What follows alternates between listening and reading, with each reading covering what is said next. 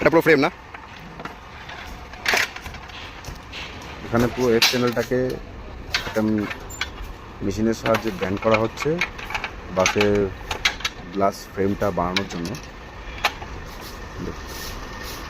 কীভাবে ব্যান্ড করা হচ্ছে দেখে কেন।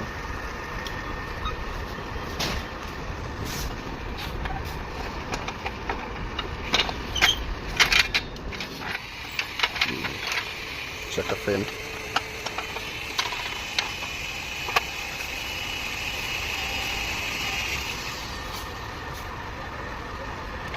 এই হলো একটা ফ্রেম কমপ্লিট।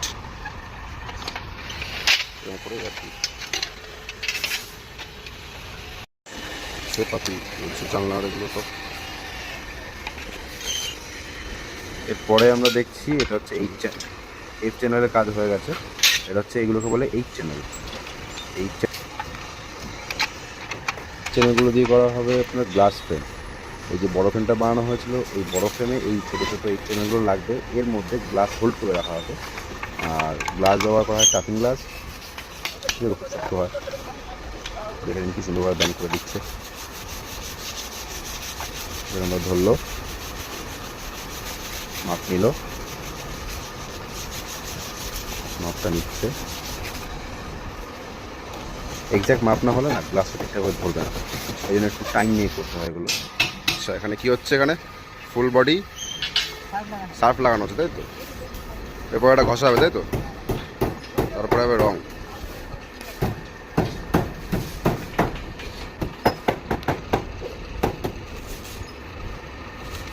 এখানে পুরো বাসের বডিটা যেটা অ্যালুমিনিয়াম শিট দিয়ে ঢাকা হয়েছে সেটাকে সার্ফের জল দিয়ে প্রথমে পরিষ্কার করে নেওয়া হচ্ছে।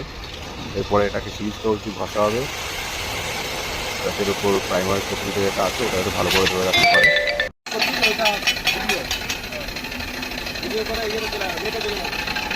প্রাইমার হচ্ছে বডিতে এখন।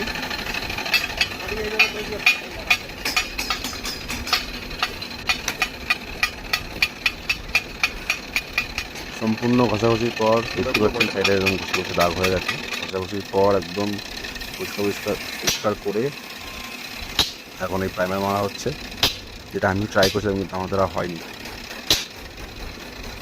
সুন্দরভাবে প্রাইমার মারছে, দেখো পুরো বডিতে আমার প্রাইমারটা মেরে দেওয়া হবে।